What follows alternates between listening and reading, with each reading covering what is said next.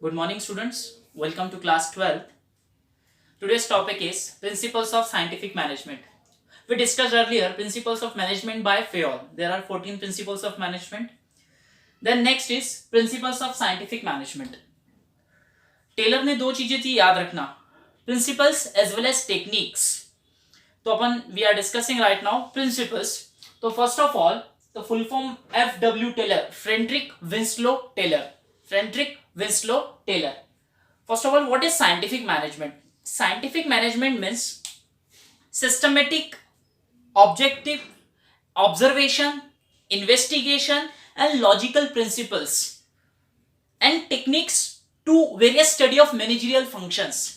तो scientific management की बात हो गई जहां पे इन्वेस्टिगेशन की बात हो रही है, जहां पे एक्सपेरिमेंट्स की बात हो रही है, जहां पे ऑब्जर्वेशन की बात हो रही है, जो कि आपके जो ऑब्जेक्टिव्स होंगे वो लॉजिकल होना चाहिए. Knowing exactly what you want men to do and seeing that they do it in the best and the cheapest way. अब जो टेलर था, पहले ध्यान समझो, Taylor focused on lower level management, operational level management, supervisory level management. Taylor जो ज्यादातर जो focus करता था वर्कर्स पे ज्यादा फोकस करता था, लेबर्स पे ज्यादा फोकस करता. टेलर एक इंजीनियर था. टेलर ये चेक करता था कि जो वर्कर्स काम कर रहे हैं तो वो उतना लिमिटेड टाइम में जो टाइम लगता है किसी जॉब को कंप्लीट करने में, तो उतना टाइम उसका है या नहीं. नेक्स्ट थिंग इज दैट कौन सी मेथड वो यूज कर रहे हैं. तो these are some problems which are facing in earlier times. जैसे हम जब पहले की बात करते थे कि ओल्डर टाइम्स की, कि पहले क्या होता था इंडस्ट्रीज में कि जो मैनेजर्स होते थे वो अपने हिसाब से ऑब्जर्वेशंस दे देते थे. तो इट इज नॉट पॉसिबल. तो टेलर ने इस चीज को चेंज किया. टेलर स्ट्रेस्ड दैट कि each and every activity on the lower level management और शॉप मैनेजमेंट को ही लोअर लेवल मैनेजमेंट बोला जाता है, जहां पे ज्यादातर शॉप है, जहां पे प्रोडक्शन की बात हो रही है, यहाँ पे मैन्युफैक्चरिंग की बात हो रही है. तो उसने इस चीज पे ज्यादा स्ट्रेस किया. The first principle is science not rule of thumb. Science not rule of thumb का मतलब क्या था, पहले अपन इसको समझते हैं. Rule of thumb, what is rule of thumb? Rule of thumb means कि इन द ओल्डर टाइम्स, हम पहले के समय की बात करें, ठीक है, तो पहले जो मैनेजर्स होते थे इंडस्ट्रीज में, तो just they are giving their judgement on their personal basis. They are giving their judgement on intuition, कि उनको लगता था ऐसा होना चाहिए, लगता था, ठीक है, but it is not scientifically proved. तो वो क्या करते थे, अपने पर्सनल जो जजमेंट होते थे उस पर ही बता देते थे. इंट्यूशन, उनको ऐसा आभास होता था कि ये करने से होगा. तो टेलर ने इसी चीज को बोला कि नहीं, ऐसा नहीं होना चाहिए. Everything there's a behind science, and we discussed in the chapter first also management as work as a science, कि management भी science की तरह work करता है. There should be scientific study and analysis of each element of a job. Analysis of each element of a job का मतलब क्या है, पहले इसको समझो. ठीक है, कोई भी वर्कर है, समझो स्माकर का मैन्युफैक्चरिंग हो रहा है, प्रोडक्शन कर रहा है, तो इसका जो कैप है, तो इस चीज को बोला जो इसमें अलग अलग टास्क होगी बनने के लिए, तो उसने उसको यहाँ पे जॉब बोला है. तो इसका जो मेकिंग होगी जब बनेगा तो उसके पीछे क्या साइंटिफिक रीजन है, इसको बनने के लिए कितना टाइम लगेगा.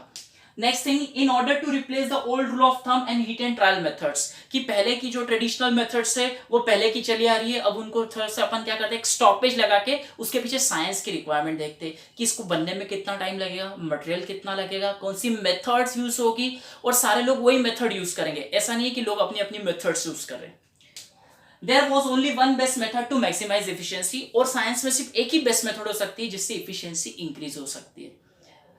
People don't go for several options, people go for only one option, कि यार यही साइंस में ये चीज क्रिएट. तो science not rule of thumb, कि just we are stopping the traditional methods and using the modern methods where we use the science tactic, not go for rule of thumb.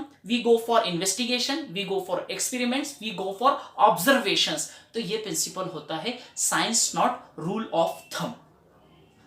Next thing is harmony not discord. Harmony means understanding each other. Discord means एक तरह से फूट डालना या झगड़े होना. तो Taylor ने क्या बोला इसमें अपन समझते हैं. There should be complete harmony and proper understanding between management and workers. Management और वर्कर्स के बीच में एक तरह से प्रॉपर अंडरस्टैंडिंग होना चाहिए. अंडरस्टैंडिंग किस बेसिस पे? They should work together for organisational goals.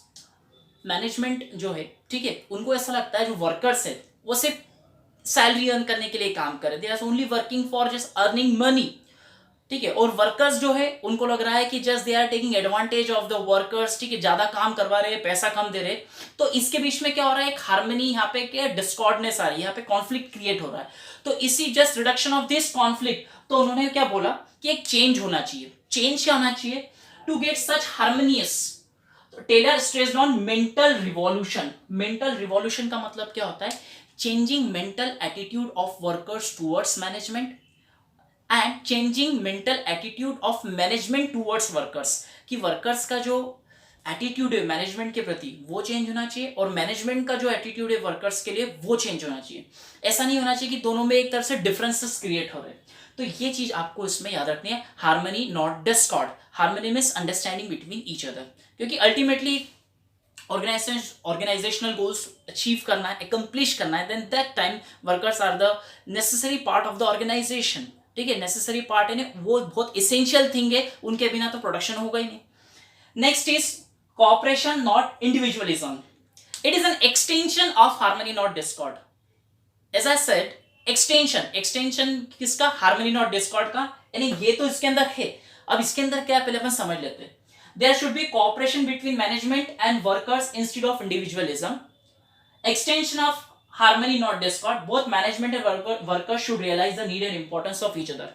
Management को लगना चाहिए कि वर्कर्स हमारे लिए बहुत बड़ी एक तरह से एक नीड है कि इनके बिना काम नहीं हो सकता, और वर्कर्स को लगना है कि मैनेजमेंट ने जो टास्क, जो प्लान्स डिसाइड करके रखे, उसको हमको फुलफिल करना है एक तरीके से। देन दैट टाइम, तो कॉपरेशन नॉट इंडिविजुअलिज्म मीन्स कि ऐसा नहीं कि सिर्फ मैनेजमेंट अपनी बारे में सोच रहा है, वर्कर सिर्फ अपने बारे में सोच रहे हैं, ठीक है। तो यहाँ पे कैसा सिस्टम स्टार्ट होना चाहिए, सिस्टम क्रिएट होना चाहिए। Management should welcome suggestions from employees and reward them if their suggestions prove to be beneficial for the organisation.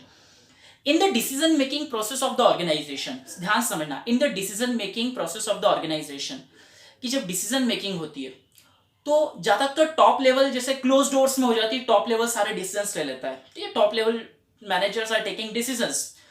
अब उनको ये नहीं समझ में नहीं आ रहा है कि अपन डिसीजंस ले रहे हैं मिडिल लेवल के लिए, लोअर लेवल के लिए, विदाउट आस्किंग फ्रॉम देम, उनसे बिना पूछे, तो ये पॉसिबल नहीं है।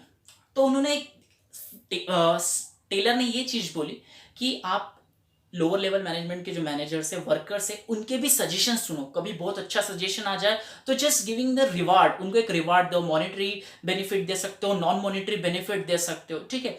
तो विदाउट हम डायरेक्ट इन्हें आंख बंद करके डिसीजन नहीं दे सकते कि यार मुझे ऐसा लगा है कि आपकी, जैसे एक एग्जांपल, ठीक है, मैंने स्टूडेंट्स को बोला कल आपकी इसकी टेस्ट है, विदाउट आस्किंग कि आपको ये चीज आता है या नहीं आता है। तो ये नहीं होना चाहिए कि मैं आपसे पहले पूछ लूं, उसका एक टाइम सेट कर लूं, अगर मेरे को सजेशंस अच्छे लगे तो उसको मैं रिवार्ड दूं, और मे बी एक तरह से लिबरल अप्रोच होना चाहिए। तो आपको ये सजेशन सिस्टम का एग्जांपल कोट करना है। You have to write management should welcome suggestions from employees and reward them if their suggestions prove to be beneficial I mean to say that, जैसे examples की बात हो रही है, रिडक्शन इन कॉस्ट। अगर lower level management बोल रहा है, लोअर लेवल वर्कर्स बोल रहे हैं कि हाँ सर यहाँ पे कॉस्ट कटिंग हो सकती है and it is beneficial for organisation, जहाँ पे पैसे की बात हो रही है, फाइनेंस कम लगेगा, वहां पे पैसा बच रहा है।